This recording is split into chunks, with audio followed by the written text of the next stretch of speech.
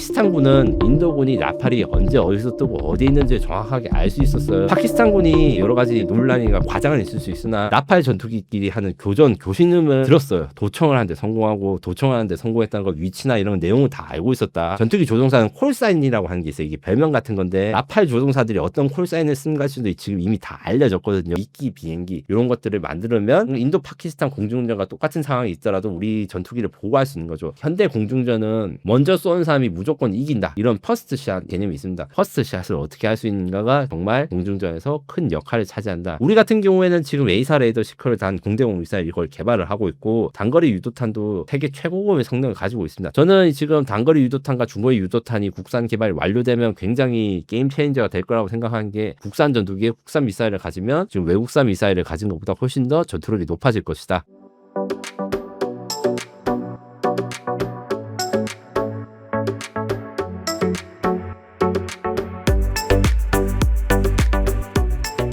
얼마 전 파키스탄이 중국산 J-10C로 인도 라팔 전투기를 격추했다고 발표했잖아요. 프랑스 무기가 중국 전투기에 당한 건데 이 장면 어떻게 보셨나요? 안녕하세요. 아무래도 무기 판매에서 가장 중요한 건 실적, 그다음 실전에서 어떻게 활약했는가가 아주 중요하다 보니까 이런 관심이 많아지는 게 있고 또 중국에서는 이번 성과나 전투에 대해서 이제 좀 성과로 포장하고 중국의 좀 자존심, 자신들의 기술이 좀 뛰어나졌다 이런 것들에 대해서 SNS에서 많이 이야기하는 게 사실이에요. 그 미국 무기가 세계 1인 이유는 아무래도 이제 전쟁에서 증명된 무기, 그다음 실전에서 이제 그 역할을 다한 것이 많다 보니까 1위인 거고 중국 같은 경우에도 후발주자인 이유가 중국제 무기가 이렇게 실전에서 활약한 사례나 이런 게 굉장히 드물었기 때문에 이번에 이제 인도와 파키스탄의 이 공중전에서 중국산 무기가 이제 활약을 했다. 여기에 지금 많은 사람들이 주목을 하고 있고 이제 중국이 가장 좋아하고 있죠. 근데 원래 이런 식의 전쟁을 통해서 무기 판매나 이런 게 늘어났던 거는 가장 많은 게 미국, 그다음에 사실 이번에 피해자라고 할 수 있을까요? 프랑스가 있습니다. 프랑스의 전투기 판매가 시작되게 된 거는 3차 중동전 때 이스라엘 공군이 미라지 3라고 하는 이제 그 전투기를 투입해서 이제 시리아라든가 다른 아랍 국가들의 미그 전투기들을 전 군전에서 크게 성과를 내고서 그 이후로 수출이 잘 됐거든요. 이게 리버스된 버전이 지금 인도랑 파키스탄의 공중전이라 할 수 있고 사실 우리도 이런 사례들이 예를 들면 있습니다. 어떤 것이냐면 저희 K9 자주포가 굉장히 잘 팔려서 전체 시장 점유율을 36%를 차지하거든요. 전 세계 그 자주포 시장에서 그 잘 팔리게 된 이유가 뭐 여러 가지 이유도 있겠지만 그 중에서도 특이할 만한 게 우리가 연평도 포격전에서 우리 대한민국 해병대 2사단의 그 K9 자주포가 북한을 사용해가지고 막 분지가 불타는데도 제대로 사격하고 대응을 한 거 요것들이 다 이제 이미지가 좋게 박혀가지고 수출이 잘 된 것도 있어요. 이렇게 아무래도 전쟁과 분쟁은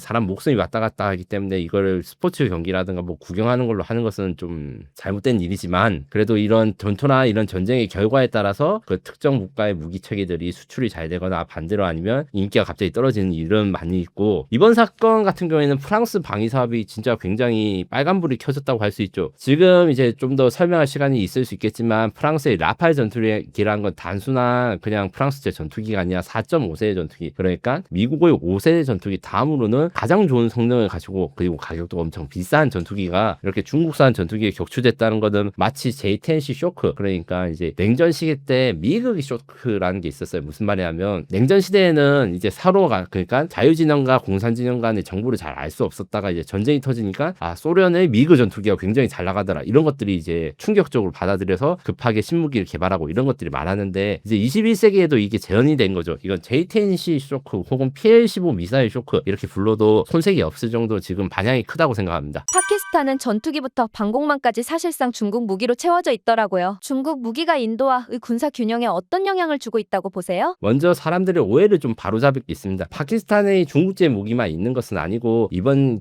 공중전에서도 많은 무기들이 써졌는데 가령 예를 들자면 프랑스제 DA-20 전자전기라는 게 있어요. 요 같은 경우에는 프랑스에서 만든 전자전기로 전자전기의 역할이라는 거는 전파에 대한 모든 정보를 수집해요. 적군이 어디에서 무전기를 쓰고 있고 저 비행기에서는 어떤 전파가 나오고 이 미사일에서는 어떤 레이더 주파수를 사용하는지 이런 것들을 다 수집하는 거랑 저기 중국이 우리 아군의 비행기라든가 자산에 대해서 공격하지 못하도록 방해 전파를 내놓은 요걸 두 개 한 게 전자전기라는데 2019년 전쟁에서도 이제 프랑스제 이 DA-20이라 불리는 전자전기가 굉장히 잘 쓰여가지고 이번에도 아마 활약을 한 것으로 보이고 요거 외에도 상당히 이제 무기 체계들이 많습니다. 뭐가 있냐면 스웨덴의 샤브 2000 조기 경보기. 조기 경보기라는 거는 일반적으로 여객기 같이 생겼는데 위에 등이나 위에 큰 레이더 같은 게 달려 있어서 멀리 있는 적을 탐지하고 미리 공격 경보를 내려준 비행기예요. 이런 것들 경우에도 스웨덴에서 구매를 하고 또 전투기 중에서는 미국제 F-16을 구매해서 쓰기도 합니다. 그렇기 때문에 프랑스, 스웨덴, 미국, 중국 이런 파키스탄군의 여러 가지 무기들이 있으나 중국을 빼고 이 나머지 국가들은 조용해요. 왜 조용하냐? 이 국가들의 공통점은 인도 눈치를 봐야 됩니다. 파키스탄이 비록 무기를 팔았지만 아무래도 인도의 경제 규모라든가 이런 게 힘이 있기 때문에 조용합니다. 지들이 활약을 했는지 이런 것도 크게 활약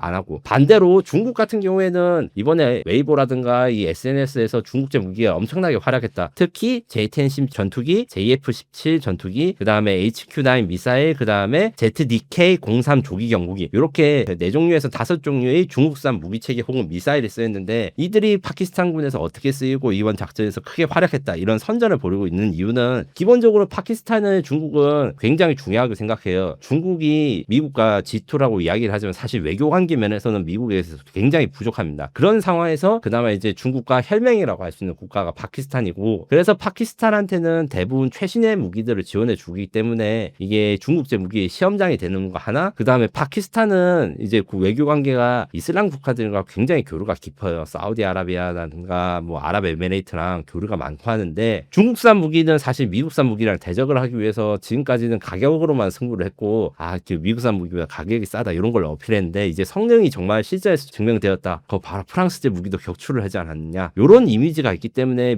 중국은 이번 전투에서 자신들이 사용된 무기 그러니까 중국산 무기들에 대해서 홍보를 엄청나게 미리 했고 이것이 미래에 가면 어떤 영향을 줄 수 있냐. 이게 중동의 파워 게임에도 영향을 줄 수 있어요. 항상 중동 국가들은 미국산 무기를 대량으로 수입하면서 그 기름을 주고 그리고 미국의 패권을 어느 정도 인정을 했는데 중국산 무기가 이런 높은 성능을 가지고 가격도 괜찮다고 싶으면 이 중동 국가들이 이제 흔들릴 수밖에 없는 거죠. 일례로 지금 어떤 일이 있냐면 이집트가 중국산 J-10 전투기를 구매를 하고 싶다. 확정은 아닌데 이런 의사를 밝혀가지고 이게 지금 큰일이 났어요. 이집트는 아마 다른 컨텐츠에서 제가 말씀드린 적이 있는데 FA-50이라는 국산 전투기랑 K9 자주포 이것들을 현지 생산하는 걸 추진을 했는데 중국산 전투기가 이렇게 시절에서 활약을 한 거예요. 마침 얼마 전에 4월달 말에 중국이 막대한 돈을 들여서 자신들의 J-10 전투기라든가 아니면 Z-20 수송기나 이런 대규모 항공 자산을 이집트에 주가지고 합동 훈련했어요. 근데 합동 훈련 이게 무기 세일즈란 말이에요. 이 무기 세일즈를 해가지고 한국산이야 미국산 무기 사지 말고 중국산 무기 사라 이렇게 어필을 했는데 이런 실전 결과까지 나왔으니까 중국 입장에서는 비즈니스에 굉장히 도움이 되는 거죠. 이집트뿐만 아니라 다른 나라들도 이번 결과에 따라서 이제 우리는 프랑스제 라파를 샀는데 이제 아랍에미레이트나 이런 여러 국가들이 그리고 이집트 이런 데들 다 라파를 샀거든요 프랑스제. 근데 이번에 떨어졌으니까 약간 후회를 하고 있는 게 있어요. 이 굉장히 참 무기 판매나 이제 무기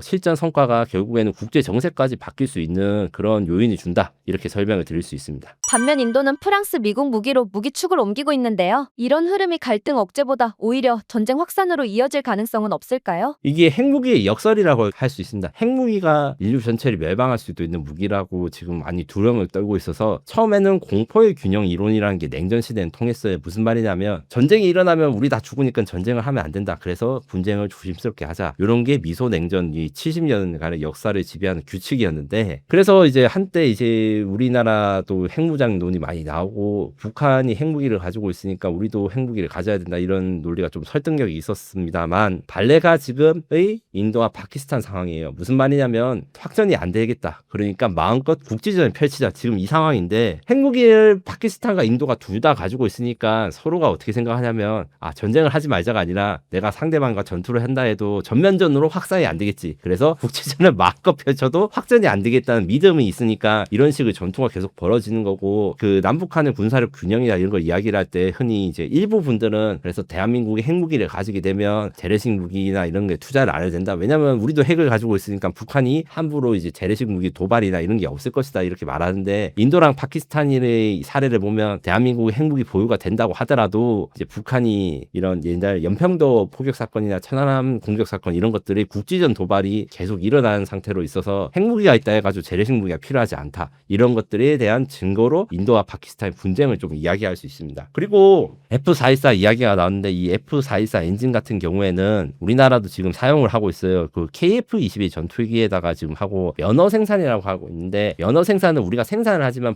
조립을 한다는 개념에 가까워요. 우리가 독자적인 IP라든가 지적 재산권을 가지거나 설계를 한 건 아니고 인도에 대해서는 이제 테자스 전투기 우리나라 지금 FA-50 전투기라고 하는 경전투기라고 하는 거와 비슷한 경전투기에다가 이 F414 엔진을 지금 기술 이전해 가지고 한다는데 이게 굉장히 파격적인 조건이에요. 보통 엔진 기술은 고도로 기밀이 많은 거라서 이렇게 기술 이전 제대로 안 해주거든요. 그럼에도 불구하고 인도가 너무나 중요하기 때문에 미국은 기술 이전을 해줬고 다만 이제 미국은 고민이 되죠. 왜냐하면 이렇게 이제 파격적인 기술 이전을 하는 이유가 인도가 중국을 가장 잘 견제할 수 있는 나라이기 때문인데 그런데 인도는 러시아랑도 매우 친합니다. 우크라이나 러시아 전쟁 때 러시아가 좀 공격을 받은 게 자신들의 그 석유 자원을 수출할 길이 없었기 때문인데 인도가 그걸 다 사줬어요. 싼값에 샀으니까 인도한테는 이익인데 전쟁이 하든 말든 우리는 뭐 중립이나 이런 거 신경 안 쓰고 이제 러시아로부터 에너지를 수입하겠다. 이거 미국이 못 말렸거든요. 원래 제재를 해야 되는데 인도가 그렇게 위상이 중요한 거고 거기다가 인도는 인구가 많으니까 사람들이 원래 한때 기대를 했던 게 중국이 너무 커지고 강력해지니까 인도의 제조업과 생산성을 키우면 대체될 수 있는 생산 기지로 이제 생각할 수 있다. 이런 말도 많이 하고 그래서 실제로 아이폰 같은 경우에도 중국 폭스콘 공장에서 이제 넘어가서 인도에서도 생산이 시작되고 있는데 생각보다 생산성이 별로 늘어나지도 않고 거기다가 러시아랑 친하게 지내죠.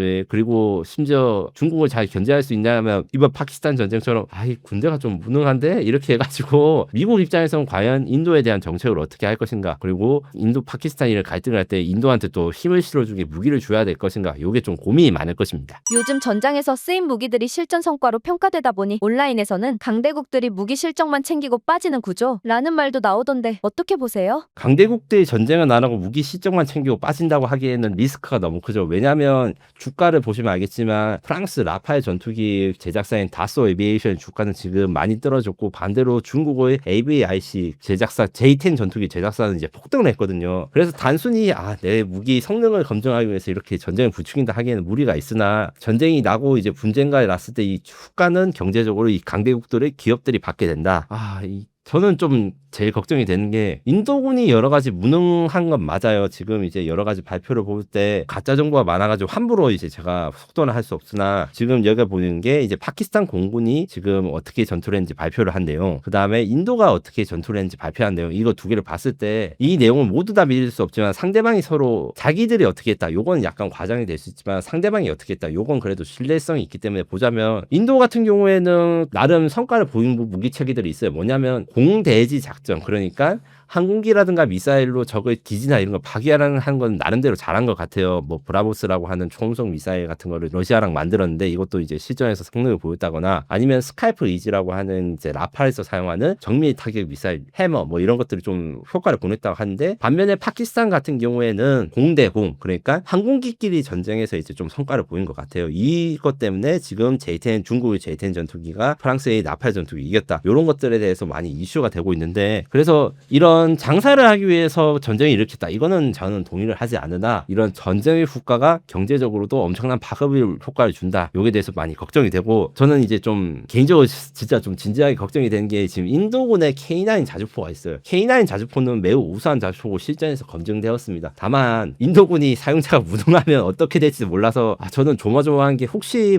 파키스탄군의 중국제 자주포한테 인도의 K9 자주포가 좀 열세를 보이는 거 아니야? 혹시 파괴되면 어떡하지? 이거 걱정이 좀 되고 있어요. 우리가 잘못한 건 아니겠지만 아무래도 성과라든가 이런 것들에 대해서 많이 신경을 쓰거든요. 그럼 우리 KF-21은 어느 정도까지 왔다고 보세요? 실전 데이터는 없지만 기술력과 수출 경쟁력 기준으로는 어느 단계라고 평가하실 수 있을까요? KF-21은 지금 현재 개발의 막바지 단계에 있고 곧 양산 1호기가 우리들의 일반 시민들이 보실 수 있을 겁니다. 아주 가까운 때 지금 완성이 목전에 있고 다만 KF-21은 도전자예요. 시장에서 이제 장악하고 있는 수성하고 있는 챔피언이라고 할 수는 없습니다. 지금 지금 현재 방산 수출 시장에서 챔피언은 프랑스의 라파엘 전투기, 그다음에 미국의 F-16, F-35 전투기 요렇게 있고, 반면에 우리 도전자로서 가진 무기는 있죠. 가성비 무기를 계속 이야기를 합니다. 라팔은 1,500억이 넘어요. 근데 지금 KF-21은 1,000억 원입니다. 그렇다 해가지고 우리가 라팔 가격이 70%밖에 안 되는데 성능이 70%냐? 이게 절대 아니거든요. 가령 미티어 대공 미사일 160km 이상을 이제 원거리를 공격할 수 있는 중거리 미사일이라든가 에이사 레이더, 그러니까 전자적으로 이제 디스플레이를 치면 LCD가 아니고 OLED 요렇게 전 비율을 하는데, 이런 발달된 레이더 기술이라고 해가지고 성능은 거의 비슷하고 오히려 더 라팔보다 뛰어난 부분도 많은데 가격은 더 저렴하고 특히 유지 비용이 저렴해서 우리는 요런 강점 때문에 이 기존에 수성하고 있는 우리 라이벌들 좀 이겨낼 수 있다, 이렇게 열심히 홍보를 한 거고, 제작사인 한국항공우주산업의 경우에는 올해 내에 2건의 우선 협상 대상자가 되는 걸 목표로 하고 있는데, 이게 굉장히 도전적인 목표예요. 왜냐하면 완성되기 전에 지금 사실은 팔리기 굉장히 어렵거든요. 라팔이 지금 현재 300대 이상 수출이 돼서 수출 시장에서 굉장히 호령하고 있는 베스트셀러인데, 사실은 얘네아들 입장에서는 라팔아 8년 뒤 아니요 이런 삼행시가 유행을 했어요. 유행을 한 이유는 라팔이 이제 실전 배치가 되고 난 다음에 거의 10년 가까이 팔리지가 않았거든요. 그때 당시 이제 국제 정세가 이런 전투기가 많이 필요하지 않은 것도 있었고, 사용자인 프랑스 공군이 좀 검증해 봐야지 우리가 사겠다. 왜냐하면 무기는 굉장히 비싸고 중요한 거니까 보수적으로 결정을 하거든요. 이랬는데 지금 현재 라팔 전투기는 지금 이 인도 파키스탄 공중전에서 이제 최위신을 구겼고, 미국산 전투기를 인기는 여전히 많으나 미국산 전투기 F-35 경우에는 유지비가 너무 비싸고, 그 다음에 미국이 아주 제한된, 그러니까 믿을 만한 동맹국들한테만 제공을 해줍니다. F-16 같은 경우에는 유일하게 KF-21에서 가성비에서 이겨요. 그 성능 대비 가격이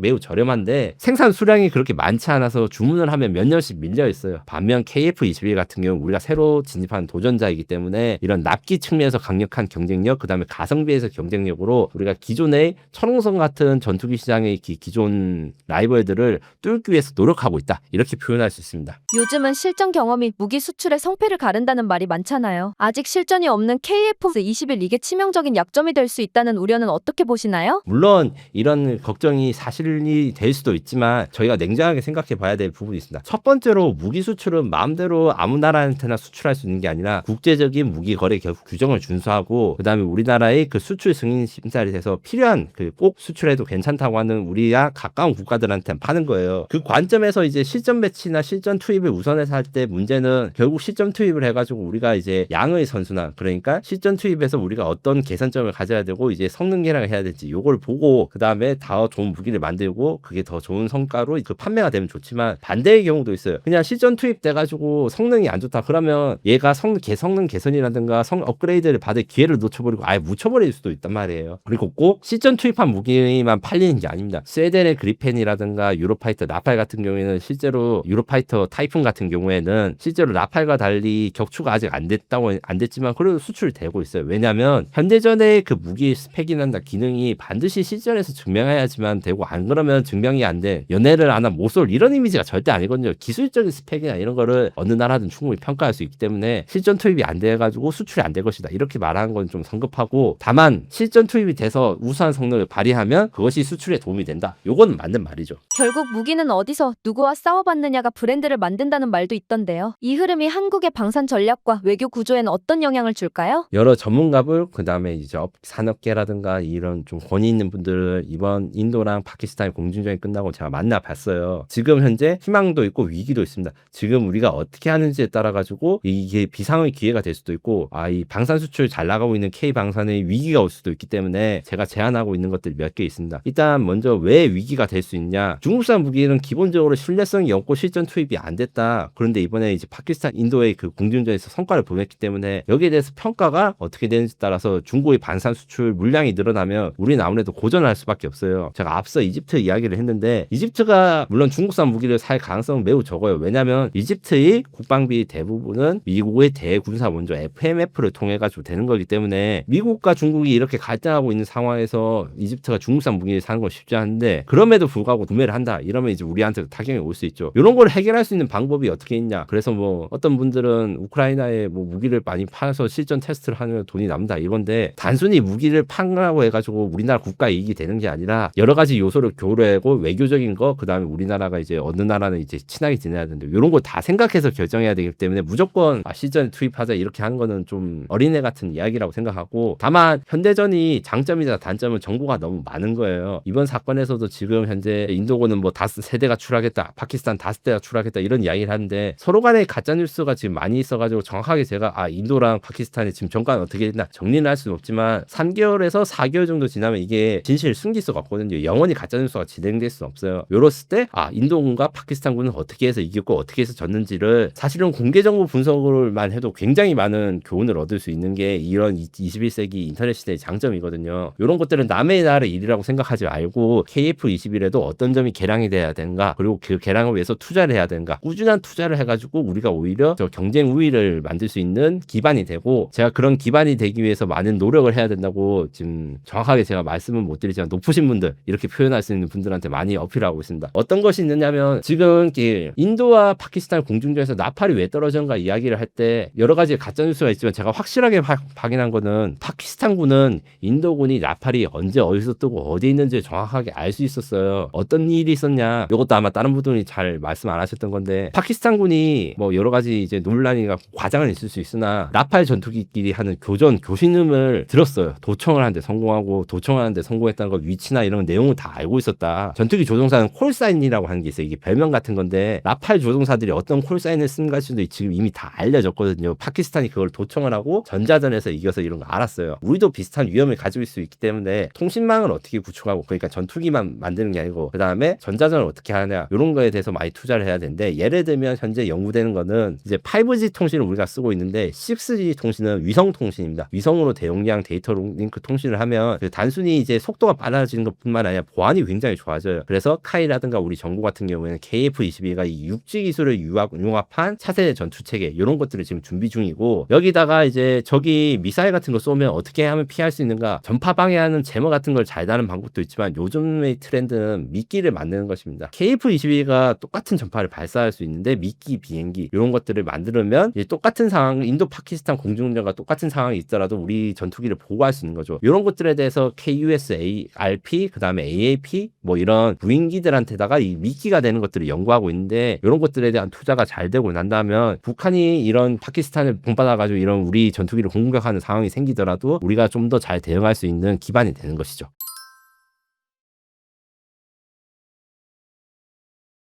얼마 전 제이텐 씨가 라파를 격추했다는 얘기 있었잖아요. KF-21도 같은 미티어를 쓰는데 우리는 다른 결과를 낼 수 있을까요? 철저한 분석과 우리가 어떻게 하면 차별점을 가질 수 있지, 이런 연구가 필요합니다. 가령 이제 단순히 미티어 미사일을 사용한 게 라팔과의 KF-21 공통점이 아니고 그거 말고도 개념이 비슷해요. 4.5세대 전투기라는 건 결국에는 레이더에 적게 탐지된다 이렇게 이야기를 하거든요. 적다는 이유는 이제 확률이 적다 이런 뜻인데, 완전히 보이지 않거나 적의 그 대공 레이더에 완전히 잡히지는 않는데 아리까리하게 보이거나 아니면 공격을 시작할 타이밍을 좀 늦출 수 있기 때문에 그것을 세미스텔스라고 하고, 이게 KF-21이나 라팔이 공통점입니다. 세미스텔스라고 하는 것의 특징은 결국에는 잡음이 많아지면 이 내가 발산하고 있는 레이더 전파의 크기를 묻을 수 있는데, 그렇다고 잡음이 없을 때는 그래도 좀 눈에 띈다, 요 정도가 맞는 말씀이고, 다만 우리가 라팔과 KF-21 차별점 중에 그래도 우리가 라팔보다는 RCS, 그러니까 레이더 크로스 섹션이라고 하는 레이더 반사 면적이 작아가지고 라팔보다는 더 멀리서 탐지되기 어렵습니다. 이런 것 때문에 요 장점을 극대화하기 위한 많은 노력이 필요한데, 이미 이제 카이라든가 이제 한국 정부 방위사업청 등은 KF-21을 개량하기 위해서 블록3 혹은 KF-22EX, 그러니까 4.5세대랑 5세대의 차이는 스텔스 성능이 완전한가 완전하지 않은가 요 차이가 있는데, 요 차이를 해결하기 위해서 스텔스 성능으로 바꾸는 업그레이드 KF-21 이런 것들을 준비하고 있습니다. 다만 요게 우리나라가 국방 예산이 쓸 때가 굉장히 많지 않습니까? 그래서 우선순위에 좀 밀려 있는데, 요 사건을 계기로 좀 우선순위를 높이고 조기 개발의 시도를 하는 것이 우리한테 필요한 숙제라고 할 수 있습니다. 라팔이 당한 원인을 보면 전자전기와 조기 경보기가 없어서 선제 공격을 허용한 거라던데, 요즘 공중전에선 지원기가 전투기보다 중요한 건가요? 분석한 것에 대한 결과는 지금 사실 지금 말하는 사람들이 거의 다 잘 알고 있다면 거짓말입니다. 파키스탄과 인도도 열심히 조사를 하고 있기 때문에 확정된 사실은 아니나, 확실한 건 파키스탄 파키스탄은 자신들이 전자전기랑 그다음에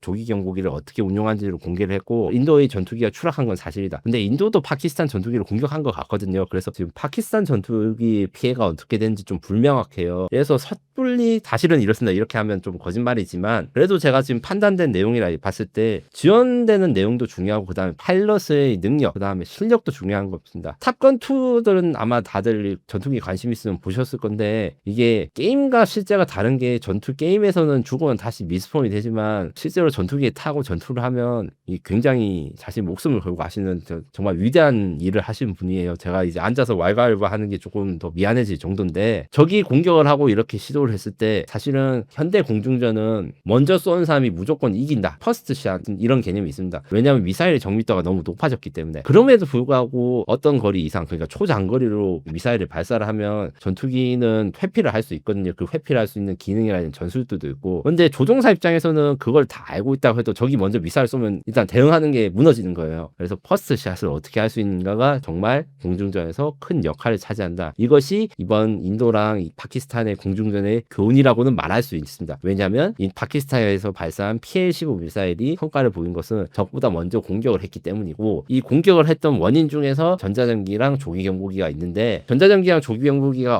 없다고 해서 이걸 못하는 게 아니고 준비를 많이 해야 됩니다. 적이 어떤 전파를 발산하고 어떤 정보를 가지고 있는가 요게 사실은 스파이 전쟁에 가까운 거예요. 공중전은. 왜냐하면 아무리 성능 좋은 F-22나 F-35가 있다 해도 그 사람은 F-21, F-35가 많은 무전을 도청할 수 있거나 아니면 F-22나 F-35의 전파 특성을 알 수 있으면 거기에 대해서 대응이 가능합니다. 그래서 현대의 스텔스기는 레이더에 잡히지 않는다고 하는데 그건 잡히지 않는다는 게 아니고 잡히기 힘들다 이렇게 하는데 어떤 것이 있냐면 아무리 그 레이더 반사 면적이 적다 신호가 적게 펼쳐도 요새는 디지털이나 소프트웨어가 워낙 발달해서 아주 정밀한 신호까지 레이더가 잡아낼 수 있으니까 잡음처럼 보이게 합니다. 레이더 반사라는 건 이렇게 했다가 이렇게 되돌아온 값인데 결국에는 이게 각도에 따라서 다를 거니까 어느 각도에서 쐈는지에 따라서 이 레이더 반사 값이 달라지거든요. 그래서 일부러 삐뚤빼뚤하게 레이더 근처를 보면서 가면서 아 나는 스텔스기가 아니다 그냥 잡음이다 이렇게 섞어서 하는 거라든지 이런 여러 가지 기술들이 있고 이런 기술은 단순히 기능이 좋다고 해야 되는 게 아니라 조종사들이 열심히 훈련을 하고 그리고 여기에 대해서 검증을 할 수 있는 그런 군의 시스템이 있어야 됩니다. 이 점에서 인도 공군은 파키스탄 공군보다 준비해서 졌다 그 다음에 훈련해서 졌다 이렇게 말씀을 드릴 수 있어요. 특히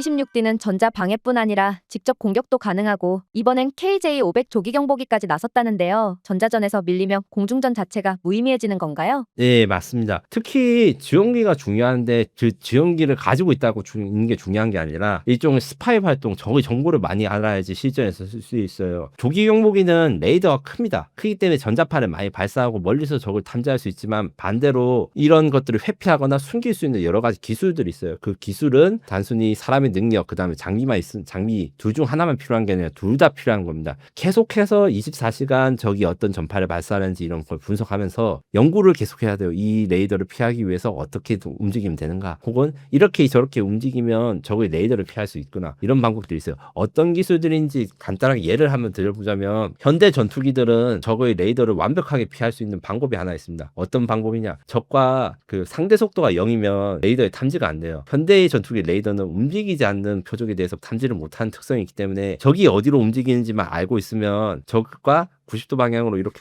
가면 속도가 0이거든요. 이렇게 갈 경우에 이런 기동들이 빔 기동이라고 하는데 이런 식으로 레이더를 어떻게 전파를 피할 수 있는가라는 거에서 연습과 그 다음에 준비가 많이 있으면 아무리 구형 전투기라도 이길 수 있다. 이게 지금 인도나 파키스탄 전쟁의 이 공중전에서의 교훈이고 우리도 지금 조기 경보기 전자전기 같은 게 만들고 있거나 아니면 이미 실전 운용이 되고 있어요. 그렇기 때문에 이 경우를 이제 우리가 북한이랑 공중전을 한다고 했을 때 우리가 그중에서 우위를 가지고 있으나 최근에 그런 우위가 흔들릴 수도 있던 여러 가지 정황이 있어요. 김정은이 IL-76 수송기를 개조한 북한판 조기 경보기에 시찰을 한 게 얼마 전에 공개가 됐어요. 요 같은 경우에 평양 상공에서 뜬다면 물론 우리나라 조기 경보기보다 성능이 낮지만 서울 상공에 있는 비행기가 뭐가 뜨는지 요거 정도는 알 수가 있기 때문에 굉장히 위협적이고요. 물론 이것도 다 대응할 수 있는 방법이 있습니다. 우리가 준비를 잘한 아까 적의 전파를 잘 수집해야 된다고 하잖아요. 이게 잘 되어 있으면 이제 미티어 미사일 같은 경우에는 전투기 상대로 160km의 사거리를 가지고 더 길 수도 있으니까 서울상공에서 평양에 있는 조기경보기를 준비만 잘하면 충분히 격추할 수 있는 상황이고, 이런 파키스탄과 인도의 전쟁도 국경선을 끼고 서로의 전투기들이 국경을 넘지 않은 특징이 있어요. 왜냐하면 전투기 한 대가 지금 제가 라팔 전투기가 1,500억이라고 말씀드렸듯이 굉장히 비싸기도 하고 추락해가지고 적군한테 포로가 되면 이게 굉장히 어려워지거든요. 그래서 국경선을 끼고 서로의 전투기가 국경선 밖에서 이제 원거리 미사일을 주고받았는데, 이럴 때는 어떻게 연습을 하는가, 적의 정보를 많이 있는가, 이것이 굉장히 중요합니다. 물론 저도 그렇고 모든 것들이 전파나 이런 거면 굉장히 어려워요. 그리고 무슨 말을 하는지도 잘 모를 수 있어요. 이 전투기 멋있고 빨리 가니까 무조건 공중전에서 이긴다, 이것은 현실에서는 없는 일이다, 이걸 말씀드리고 싶습니다. 최근 방사청이 KF-21용 단거리 국산 미사일을 개발 중이라고 하던데요. 지금 우리 기술력, 중국이나 유럽과 견줄 수 있는 수준이라고 보시나요? 단거리 대공 유도탄 2라고 하는 게 KF-22 차세대 이제 대공 미사일이고, 요거 말고 중거리도 같이 만들고 있습니다. 쉽게 말씀드리면 하드웨어 부분에서는 유럽과 동일하거나 또 능가할 수 있어요. 이번에 PL-15 미사일이, 중국산 미사일이 좀 주목받게 된 게 시커가 A사 레이더입니다. 그에 비해서 미티어 미사일은 페사라고 해가지고 안테나가 평평하긴 한데 A사보다 한 단계 떨어지는 기술이에요. 그거를 중국이 먼저 사용해가지고 수출 무게에 넣었다, 이게 좀 화제가 됐는데, 우리 같은 경우에는 지금 A사 레이더 시커를 단 공대공 미사일 이걸 개발을 하고 있고, 단거리 유도탄도 세계 최고급의 성능을 가지고 있습니다. 다만 우리가 부족한 게 뭐냐, 하드웨어를 만드는 게 끝나는 게 아니라 이게 궁합이 잘 맞는 게 중요해요. 미사일의 성능이 아무리 좋아도 이 미사일은 영하 20도 밑으로 내려가면 쓸 수 없어, 이러면 영하 20도가 별로 올 일이 없잖아, 이렇게 생각을 할 수 있지만 날씨란 게 어떻게 갈지 모르고, 그리고 고도가 높아지면 영하 20도 안으로 떨어지기도 하거든요. 이런 신뢰성, 환경에 대한 평가, 그 다음에 발사할 때 어떻게 전투기랑 정보를 잘 교환하는지, 이걸 체계 통합이라고 하는데 이게 우리가 경험이 부족하고, 발사 실험을 할 때 어떻게 하면 안전하게 발사하는지도 중요해요. 유럽이나 미국 같은 경우에는 앞으로 수십 년 동안 미사일을 만들어 왔기 때문에, 그리고 그 미사일들을 전투기에 장착해 왔기 때문에 어떻게 하면 잘 떨어지고 사고가 안 나는지 이런 노하우가 있는데, 우리는 지금부터 그 노하우를 쌓아나가는 단계이기 때문에 요것 때문에 우리나라가 유럽이나 미국에 비해서 미사일 기술이 떨어진다, 이렇게 말씀하는 부분이고, 대신에 하드웨어적 부분은 굉장히 뛰어나거나 동등 이상이다, 이렇게 말씀드릴 수가 있어서, 저는 지금 단거리 유도탄과 중거리 유도탄이 국산 개발이 완료되면 굉장히 게임 체인저가 될 거라고 생각하는 게, 가격대 성능비를 확보할 수 있을 뿐만 아니라 미사일과 전투기 간의 궁합이 중요하거든요. 그래서 국산 전투기에 국산 미사일을 가지면 지금 외국산 미사일을 가진 것보다 훨씬 더 전투력이 높아질 것이다, 이렇게 말씀을 드릴 수 있습니다. LSAM과 KF-21이 데이터로 연결돼 지상과 공중에서 동시에 대응한다고 하는데요. 이게 현실적으로 가능한 통합 시스템일까요? 아직은 구상 단계일까요? 요거 같은 경우에는 일부 맞고 일부 틀린 부분이 있어요. 어떤 개념이냐면, 대공 미사일은 약간 지상전을 치면 지뢰지대를 만드는 개념입니다. 여기서부터 여기까지는 지뢰가 쌓여 있으니까 적군을 이 지뢰지대로 끌어오기는 한데 아군은 들어오지 마라, 이런 개념이거든요. LSAM이나 M셈과 KF-22 시너지를 낼 수 있는 것은 분명히 있습니다. 정보를 융합할 수 있고 한국산 데이터 링크를 사용해가지고 서로가 갖고 있는 표적 같은 걸 볼 수 있는데, 기본적인 운영 개념은 KF-21이 LSM이 방어하는 구역에 가지 않는 거예요. 그건 약간 지뢰박 같은 겁니다. 다만 이제 KF-22 공중전을 하고 있는데 지휘부에서 판단을 해서 KF-21한테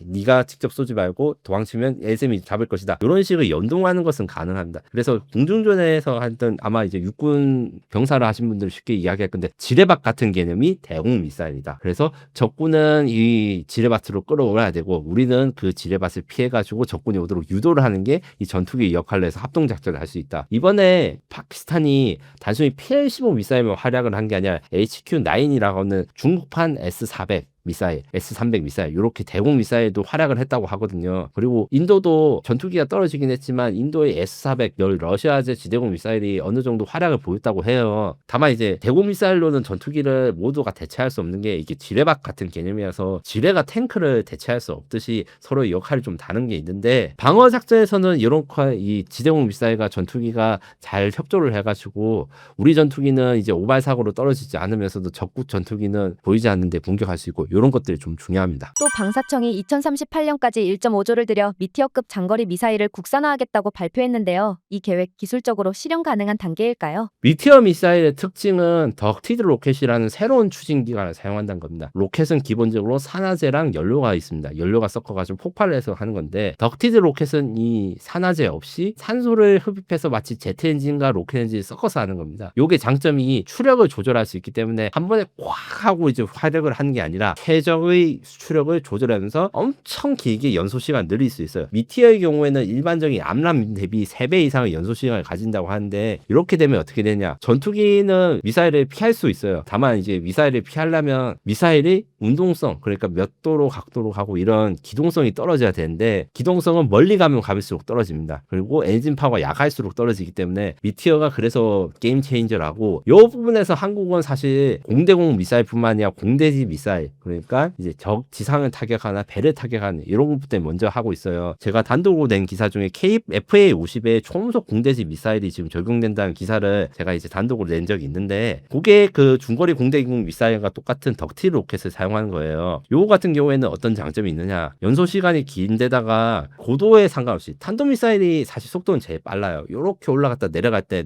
속도가 막 5, 7 되는데 대신에 올라갔다 내려갔다 궤도가 일정하니까 탐지되기가 쉽고 저 멀리서도 잘 보이거든요. 지구는 둥그니까 무조건 고도가 높으면 탐지되기 쉽습니다. 그런데 덕티드 로켓을 사용하거나 이러면 낮은 고도에서도 빠른 속력을 낼 수 있기 때문에 저기 탐지하기 힘들고 요런 공대지 미사일, 공대함 미사일, 그 다음에 공대공 미사일까지 이 로켓을 활용하는 기술들이 열심히 연구 중이라서 머지않은 시점에서 지금 공대지 미사일부터 먼저 아마 이제 일반인 분들이 보실 수 있을 거고 그 다음에 공대공 미사일 좀 더 소형화된 버전을 보실 수 있을 것이라 생각합니다. 미사일, 전자전기, 레이더, 지상 방공망까지 다 통합된 KF-21 체계가 중국산 PL-15나 J-26D와 실전에서 맞붙어도 버틸 수 있을 수준일까요? 많은 논란이 있을 수 있고 제 말도 틀릴 수 있지만 제 의견은 다음과 같습니다. 중국이 굉장히 위협적인 건 사실이나 우리가 앞으로 4년에서 5년 사이 어떤 투자를 하고 노력을 하는 데 따라서 우리의 영토를 지키고 방산 수출에서 주도권을 잡을 수 있습니다. 다만 중국의 역할을 너무 작게 평가하거나 종이 비행기 뭐 스펙 뻥이다 이렇게 하면 큰 코를 다칠 수 있기 때문에 중국 사람들이 자기네 무기 최고라고 하는 게 약간 눈꼴 시려운 건 사실이에요. 저도 그래요. 다만 이제 현실적으로 최악을 가정해서 얘들이 진짜 허언이 아니고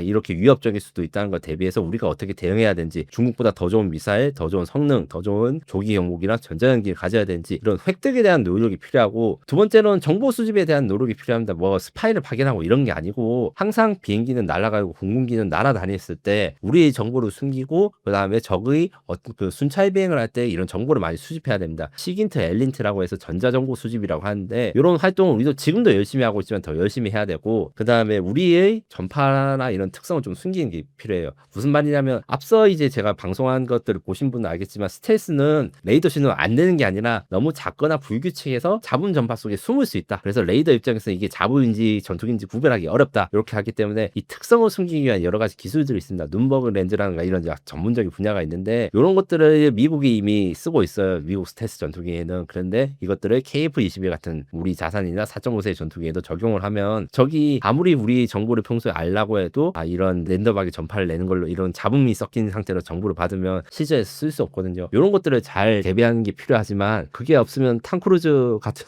분들을 만들어야 되고 탑건에 나오는 건데, 이건 농담인데 훈련도 굉장히 중요하고, 훈련 같은 경우에 우리 공군은 훈련 정말 열심히 하시고 연구도 많이 하세요. 다만 이런 연구나 훈련의 결과들을 많이 하드웨어, 그러니까 전투기를 성능 개량할 때 이렇게 써야 되는데 지금까지는 우리가 국산 전투기가 없었어요. 그래서 우리 조종사들이 F-16이나 F-15 같은 우수한 전투기를 몰다가도 이게 부족합니다, 이걸 더 넣어주세요 할 만한 데가 없었어요. 미국은 그런 거 들어주지 않으니까. 다만 KF-21은 우리나라 거죠. 그래서 우리가 KF-21이 앞으로 양산을 하게 될 건데, 단순히 잘 운영하는 것뿐만 아니라 어떤 개선점을 가지고 어떻게 하면 더 잘 싸울 수 있는지 공군과 제작사인 카이가 머리를 맞닿아 가지고 연구를 해야 되는 게 앞으로 큰 숙제라고 할 수 있습니다.